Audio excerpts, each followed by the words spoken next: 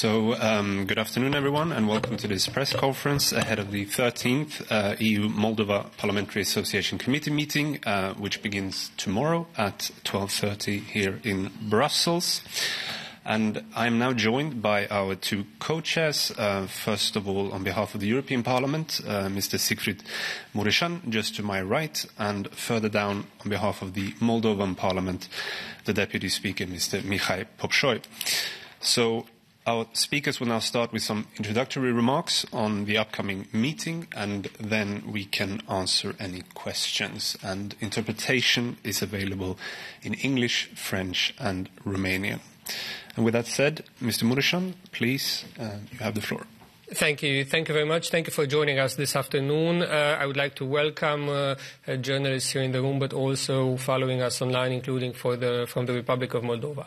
I have a pleasure of welcoming today and tomorrow here in the European Parliament a distinguished delegation from the Republic of Moldova, chaired by and led by Mihai Popșoi, who is the Vice President of the Moldovan Parliament. We are going to meet in the framework of the EU-Moldova Parliamentary Association Committee. That is the gathering of the European Parliament and of the Parliament of the Republic of Moldova.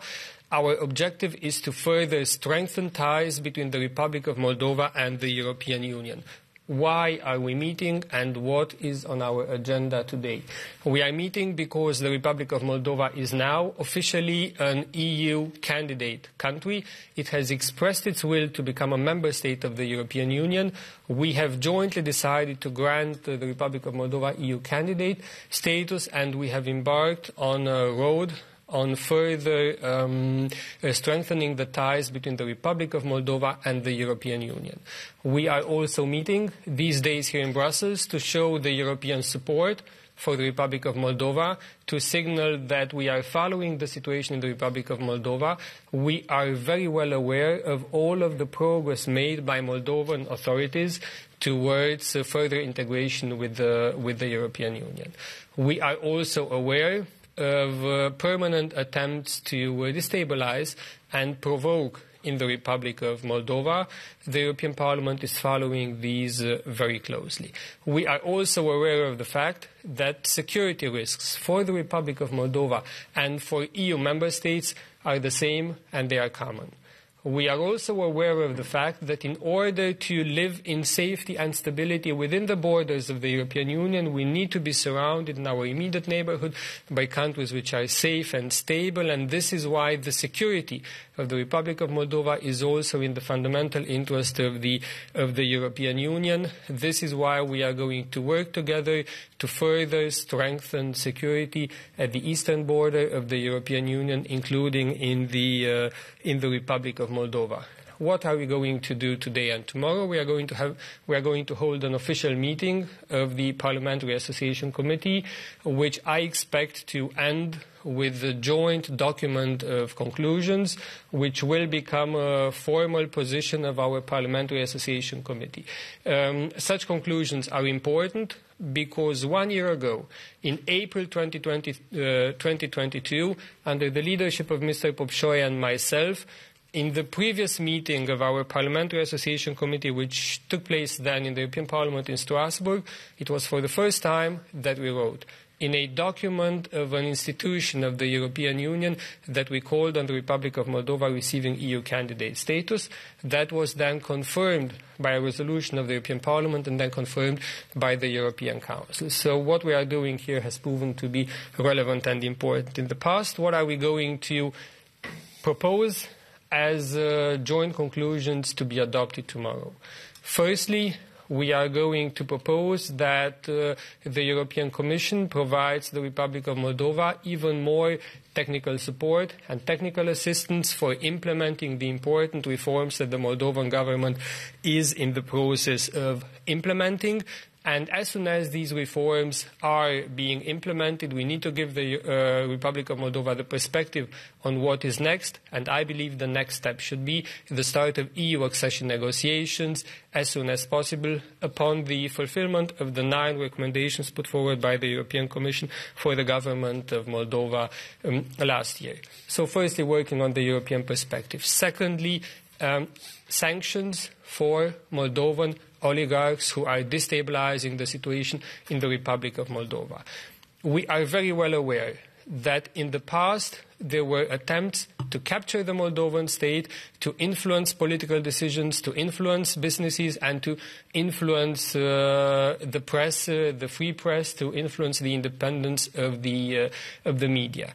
Those people who were also part of acts of corruption, of money laundering, serving Russian interests and trying in the past to weaken the Moldovan state, trying now to provoke in view of destabilizing, they are a risk to the people of Moldova. They pose a risk to the European Union, and they should be sanctioned by the European Union.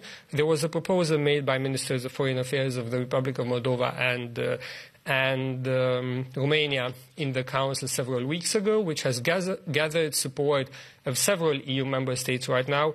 I expect us as a Parliament and as a Parliamentary Association Committee to also demand the extension of the EU sanctions list. We're going to talk about the economy and the financial support for the Republic of Moldova.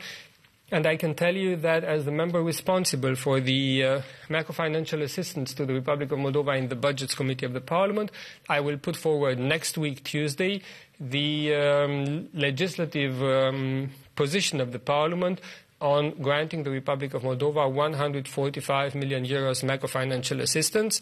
This was proposed by the European Commission some weeks ago. We need to adopt it here in Parliament. I will put forward the proposal of the Parliament next week. Our objective is to adopt this fast by May of this year so that money can reach the Republic of Moldova over the course of this year when it's needed. We will discuss about further enlarging trade because the Republic of Moldova should know it can rely on European markets now and always in the future. Moldovan products have a place on European markets. We are economically interlinked very much, and the Republic of Moldova should know its products are welcomed here on the European markets. To conclude, we are also going to see together how we can further strengthen our efforts in the area of security, because security risks are the same for the Republic of Moldova and the European Union. Very often the Republic of Moldova is at maximum a transit country for smuggling, and very often the target is ourselves within the European Union. We need to make sure that Moldovan authorities, which have worked decisively to protect Moldovan borders, that they can work well together with authorities from EU member states, that we have good exchange of information so that we can tackle risks. The European Union is launching a security hub in the Republic of Moldova. We need to make sure that we are allocating enough financial resources. We need to make sure that member states, Commission, are also cooperating with Moldovan authorities to make that security hub work. Last element, the Republic of Moldova and the European Union are working closer together than ever. The Republic of Moldova has clearly expressed its interest to join the European Union. We have the obligation to provide all support that we can to the Republic of Moldova. This is why, as Parliament, we are also calling upon the European Commission to create in its Directorate General for Neighbourhood a special unit dedicated to the Republic of Moldova, which would reflect the new status which the Republic of Moldova has as an EU candidate country. The Republic of Moldova cannot be treated together with countries which are lagging behind: Armenia, Azerbaijan, Georgia. The European Commission has created a special directorate within DG Neighbourhood for Ukraine. This is very good. We are all supporting it, but a separate structure, equal in ambition, in the form of a unit, needs to be created also for the Republic of Moldova to reflect its new status as an EU candidate country and the closer than ever relations that we have. This is a bit the plan ahead of us for the next 2 days. Mr. President, once again, welcome to the European Parliament. We're looking forward to fruitful discussions with you. Mr. Popescu. Thank you, Mr. MUREŠAN. Dear representatives of the media, dear citizens watching us back home, I am honored to be leading the Moldovan delegation at a Parliamentary Association Committee. This is the time where we take stock of the successes achieved and also take stock of the challenges that the Republic of Moldova is facing in its current circumstances. And I would like to begin by thanking my dear friend, the co-chair of the Parliamentary Association Committee, Mr. MUREŠAN, who is one of the biggest proponents of the Republic of Moldova and the biggest advocates of the Republic of Moldova's advances towards European Union membership. And we are truly honored to have such friends in the European Parliament. We can only hope that in this year, the European Union, the Member States, and the European Commission and the Council and the Parliament, where we have significant support, will reciprocate us in our efforts in taking Moldova a step further towards its ultimate goal that the citizens have established in the previous election of membership in the European Union. We will do our utmost to do what needs to be done, particularly fulfilling those 9 conditionalities, 9 commitments to start negotiations, because the current challenges that the Republic of Moldova is going through, and the challenges are substantial and multiple, starting from the post-COVID adjustment, the war in Ukraine, the hybrid war that the Russian Federation is waging on us, and internal disturbances and attempts by fugitive oligarchs to destabilize the situation in the Republic of Moldova while trying to evade justice on the one hand, and on the other hand doing the bidding of the Russian Federation and its hybrid tactics in the Republic of Moldova. Thankfully, we have a robust majority in Parliament in the Republic of Moldova. We have the strong leadership of President Sandu and the now new Prime Minister, Mr. MUREŠAN, who has significant background in the security sector, being previously the head of the National Security Council. We are doing everything to not only maintain stability in the Republic of Moldova, but also to carry through with important reforms. And first among those reforms is the reform of the justice sector. We understand full well, and we have learned from experience of the last 30 years, a rather tragic experience, I must admit, that without a properly functioning judiciary, without an independent judiciary, without meaningfully combating corruption, it's very hard, if not impossible, to achieve not only democratic consolidation, but also to achieve economic development. Investors, both foreign and Moldovan nationals, would really struggle to invest in a country where the judiciary is a bidding game. And we have committed strongly to carry through with justice reform, despite the very strong opposition bordering on sabotage from within the judiciary. Thankfully, again, we have this robust majority. We have clarity as to what needs to be done, and we have the support of our good friends in the European Union on the bilateral level, also on the multilateral level, to carry through with these important reforms. As I mentioned, we are on track on completing in time, in due course, those 9 items of conditionality, with the only caveat being that there is some unclarity to when it comes to the item regarding de-oligarchization. We see that the Ukrainian and the Georgian experience in implementing the laws on de-oligarchization are not exactly achieving the goal, and they are being criticized by the Council of Europe. So we are looking to clarify what we need to do in order to avoid those shortcomings that have already been voiced and flagged by our partners.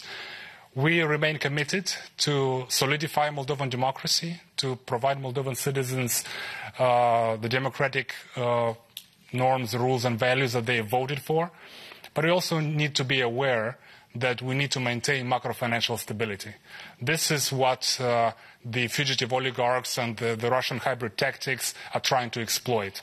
Ironically, it is the very oligarchs who are now fugitives from justice who have left Moldovan society pauperized, and now they are exploiting the poverty that they have left behind in an incredible display of cynicism.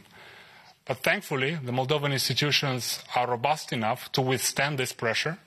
And thanks to our support from the European Union, including the security hub that is being created now in the Republic of Moldova, and the civilian mission that will come to the Republic of Moldova, announced recently by Mr. Borrell, is going to provide that impetus to provide the citizens the assurances that the Republic of Moldova is not alone. And we have seen that, and we see that every day, that, as the saying goes, a friend in need is a friend indeed. And certainly Mr. Mureșan is a great friend of the Republic of Moldova, and I'd like to thank him for his steadfast support of Moldova, the European Union, the member states for their generosity, the European taxpayers who are helping the Republic of Moldova to withstand the pressures that we are facing. I'm sure that together with our friends and partners, the Republic of Moldova will not only carry on, but will also achieve the goals that our citizens have set for us. And chief among those goals is advancing on our European integration aspirations. Thank you. Thank you very much. Then we can see if there are any questions. Just in the meantime, to those who follow us online, if you would like to ask a question, please indicate so by clicking on the so-called raise hand button or the hand button. But I think we'll start with the questions from the room. I believe you were first, so please, if you could just also introduce yourself. Vitaly Sizov, Ukrainian broadcaster Freedom. Could you tell more about sanction? Maybe the list of entities, person, how it will be imposed, when, some information. Look, we have visited the Republic of Moldova as members of the European Parliament in February when protests also took place, and our assessment is the following. And this was also based on work of investigative, objective journalists and work done by NGOs. The assessment is the following.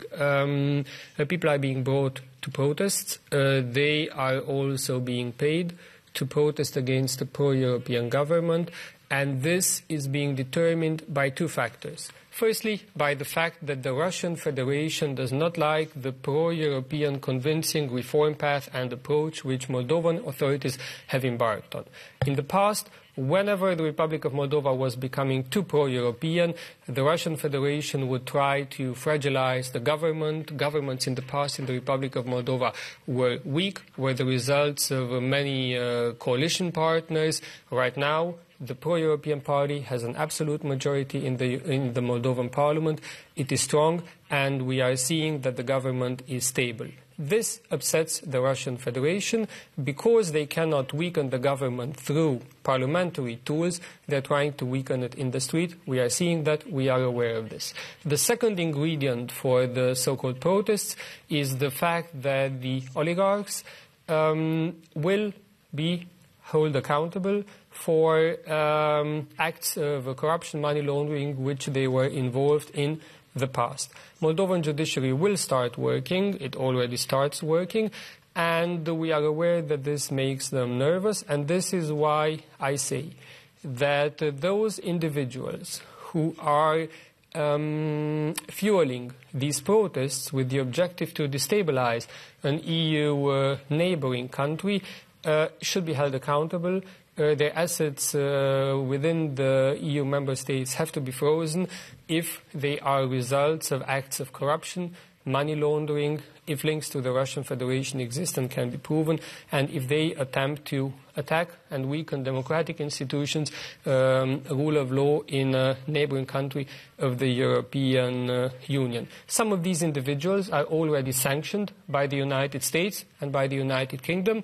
This is why we believe that as a European Union we have to enlarge our sanction regime so that we also cover them, so that we are in a position to sanction them so that they cannot weaken the Moldovan state anymore. I think a good start would be to actually sanction those that have been sanctioned, as Mr. Mureșan mentioned, by the U.S. Treasury Department.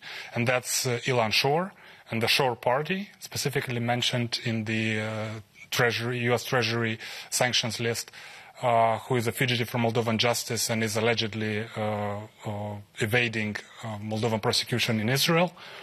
And his party now is being used by the Russian Federation to destabilize the situation in the Republic of Moldova.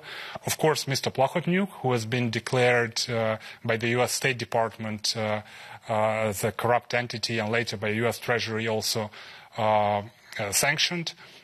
These are the two main oligarchs who are trying to use the resources that they have stolen from the Moldovan citizens to destabilize the situation and to, in their dreams, change the government in the Republic of Moldova to a pro-Russian one that will in turn, according again to their aspirations, would try to stab Ukraine in the back. We will not allow that, and we count on the European Union to introduce these sanctions at least against Ilan Shor, Mr. Plahotniuk.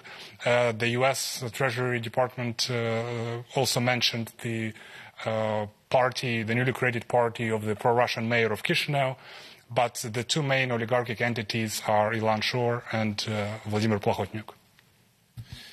Thank you very much. I see that there are questions online, but in the meantime, we'll take one from the room. Please, go ahead.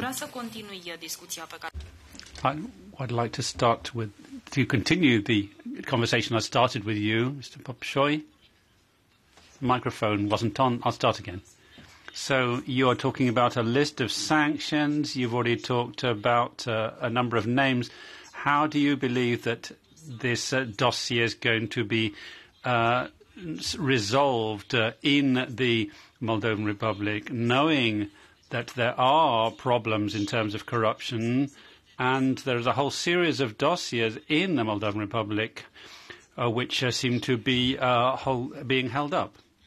Yes, you're right, and that's why we want to have an international sanctions regime, which on the one hand will make it much more difficult for those stolen money to be accessed by these people, on the one hand, and on the other hand, this regime of international sanctions will also be a sort of emboldener. It will be a clear message to the justice authorities in the Republic of Moldova as to what needs to be done, so that they admit that it's shameful that an instance of the Moldovan Republic is not sending out a clear decision, not taking a decision. For example, Ilan Shor had, I think in 2016, denounced the mayor, and the Court of Appeal cannot make a decision. It cannot allow itself to make this kind of decisions. It's shameful for the instances of the Moldovan Republic, and serious and radical reforms are about to be brought into the justice system, because otherwise, people are going to be asking questions. Journalists are going to be asking questions. How can an oligarch, someone who's stolen millions and billions from the country, not be sufficiently and clearly denounced by the Court of Appeal? This would make it look like it's not a serious matter. They have to be condemned in proper, timely fashion. So we need this reform of the justice system to avoid this shameful situation where we have these oligarchs that everybody knows has taken part in these millions and billions being stolen from our country. And it would seem that these processes are just being put off ad infinitum. Something has to be done, and we want to move forward quickly. I just see that there's people who have been waiting patiently online as well. So I would just like Mr. Momchil Injov. Momchil, if you can hear us, please. The floor is yes, I hear you. Good afternoon. I'm not Momchil, I'm Momchil. My name is Momchil Injov. Apologies. I'm Bulgarian journalist, correspondent of the Club Z Media in Brussels. My question is to Mr. Popshoy. Your Excellency, I have two questions. First one, is there a possibility Moldova to denounce its neutrality and to change the constitution its constitution in order to become a NATO member? And the second question is, are there fears that some minorities in Moldova can support Russia in case of aggression? I'm interested, for example, about the Bulgarian minority. How is the situation of the Bulgarian minority? Who is supporting it? Thank you. Thank you, Mr. Momchil. It's a very important question, actually, both of them. The short answer to the first question is that we do not have enough votes to change the constitution and to change the neutrality status of the Republic of Moldova. But what we can do, and we are already doing that, we are engaging in a public debate trying to critically assess and address Moldova's current neutrality status and to what extent it actually provides those security assurances and guarantees to the Republic of Moldova. And I would certainly argue, as a young project officer back in the day at the NATO Center in the Republic of Moldova, that there is no better entity to ensure the security of any country in the Euro-Atlantic region, and Republic of Moldova included, than the North Atlantic Treaty Organization. Unfortunately, the Republic of Moldova has been living and its citizens for 30 years under the Russian propaganda, and now it's very difficult to break through that wall of propaganda. We are opening that discussion in order to hopefully persuade as many citizens of the Republic of Moldova to entertain other options of ensuring Moldova's security, including perhaps NATO membership. But unfortunately, the current support in the public polls is around 30%, so we have a lot of work to do to catch up and to alleviate that propaganda that has been pouring for 30 years. Now, when it comes to the Bulgarian minority in particular, you might be surprised that a few years back in a poll trying to find out which of the ethnic groups in the Republic of Moldova support European integration, in the district of Taraklia, where it's primarily Bulgarian minority residing in the Republic of Moldova, there was the lowest support. And that was very surprising, even to us.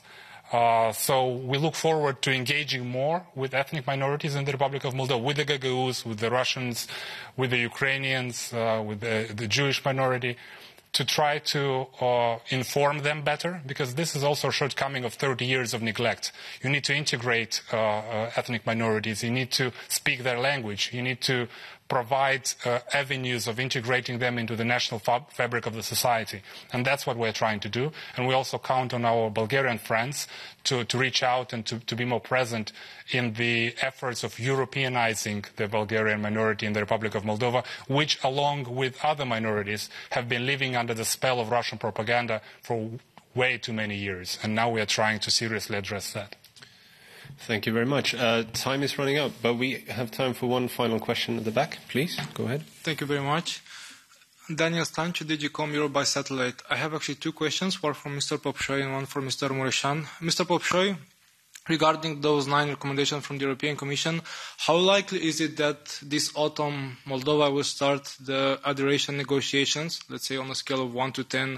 And if Moldova misses this mark, does it have a contingency plan to still keep the pro-European spirit alive? And for Mr. Mureșan, when it comes to expanding trading relations between the EU and Moldova, how would that look like? Because right now Moldova has plenty of very small producers, but because of the EU regulations and taxes, exporting to the EU is very, very prohibitive. And we know that in the past, Russia was a very attractive market because it wasn't that much red tape then. Thank you.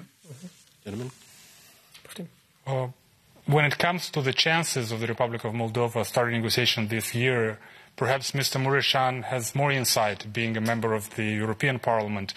Also members of the European Commission might have a stronger word to say. And, of course, on the bilateral level, heads of state and heads of governments of the European Union who will ultimately decide at the Council at the end of the year whether to start negotiations. What I can assure you is that the Republic of Moldova's government, the majority in Parliament and the Presidency are doing everything that is in our power to implement not only those 9 conditionalities, but to go above and beyond in implementing also the legislation, the harmonization effort that we've been lagging behind for a few years now. So we are doing everything we can so that when the time comes, we will know that we have not missed any chance. When it comes to the decision, that will be a technical but also a political decision to be taken by the European Union. Look, on your question on trade, what is the situation, what can we do, what does it mean? The European Union and the Republic of Moldova have a deep and comprehensive free trade agreement in place, which means that the Republic of Moldova can export without barriers most of the categories of goods into the European market. But for some categories of goods, there are indeed some quotas.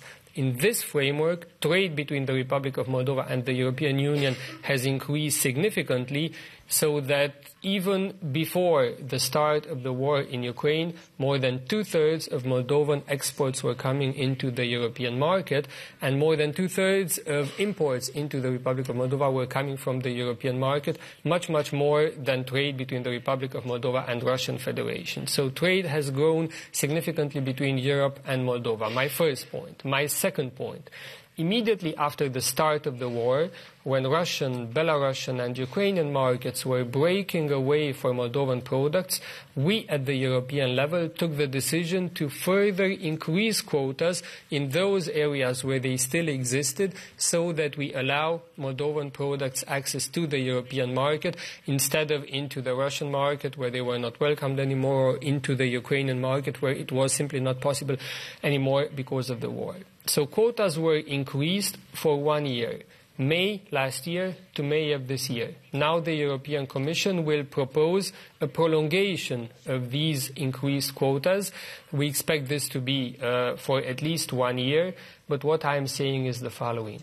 We need to give Moldovan producers and farmers a long-term perspective, and we need to work towards fully liberalizing trade between the Republic of Moldova and the European Union in the long term.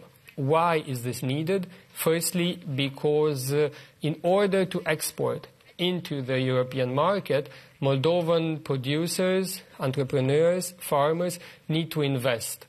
In order to export to Russia, you just need to export a lot. In order to export into the European market, you need high-quality goods. And in order for Moldovan farmers to do these investments, to adjust their products to European farmers, they need to invest. And they will only invest if we give them this long-term perspective. Moldovan wines are a very good example of how a complete sector in the Republic of Moldova has improved in quality following liberalization of trade with the European Union. We want to see that for more agricultural products in the Republic of Moldova. This is also the position of the European Parliament, that we are going to work for a long-term liberalization of trade. Now on the question of further integration steps, negotiations and so on. We have to be honest to the people of Moldova. We did a lot in the last year, and we did together within months things that took years for other member states before. It took less than 4 months for the Republic of Moldova to obtain EU candidate status in June 2022, less than 4 months after it submitted its application letter. For many of the current EU member states, it took years, including for my home country, Romania. So we managed to do a lot together last year within a matter of months.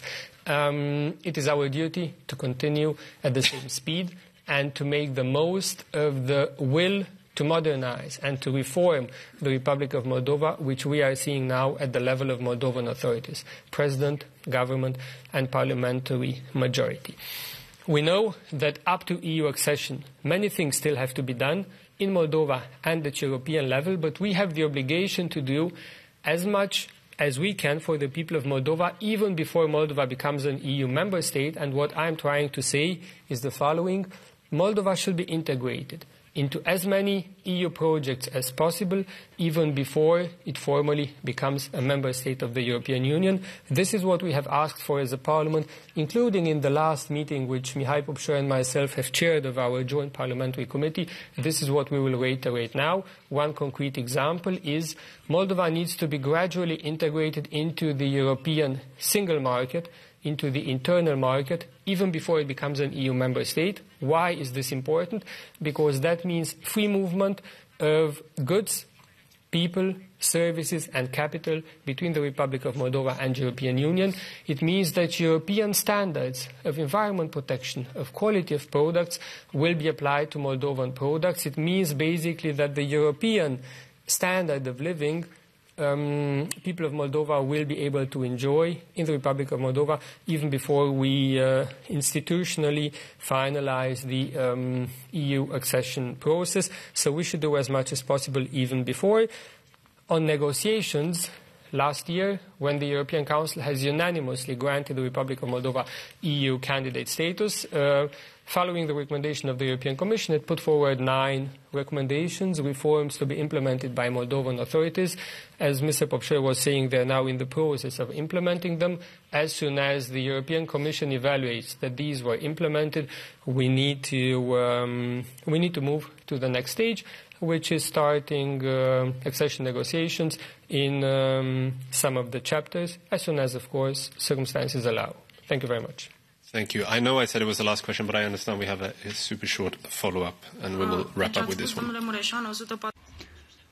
Yes, we're talking about 143,000 million euros that have been promised, 145 million. When are they going to be approved? When are they going to be made available? Well, the Commission has agreed on 145 million additional monies above and beyond all the other ones that have already been agreed for Romania. It's going to be voted on in plenary in European Parliament in May for the macro financial assistance, and I can tell you that we're going to be voting for them to be produced exactly in the way that the Commission has promised. The European Commission proposed that the money should be allotted in 2 tranches, one tranche in the third quarter of this year, the second in the fourth quarter of this same year, to be disbursed. That is the position of the European Commission. We are going to make sure it happens from here in the EP and make sure that the money reaches Chișinău exactly as the European Commission has promised. Thank you. And with those words, I believe that's what we have time for today. So I would like to thank you, everybody, for coming. And thank you also to our interpreters for agreeing to stay a bit longer. Much appreciated. And I'll see you next time. Thank you. Have a nice afternoon. Thank you. Thank you. Mulțumim. Thank you.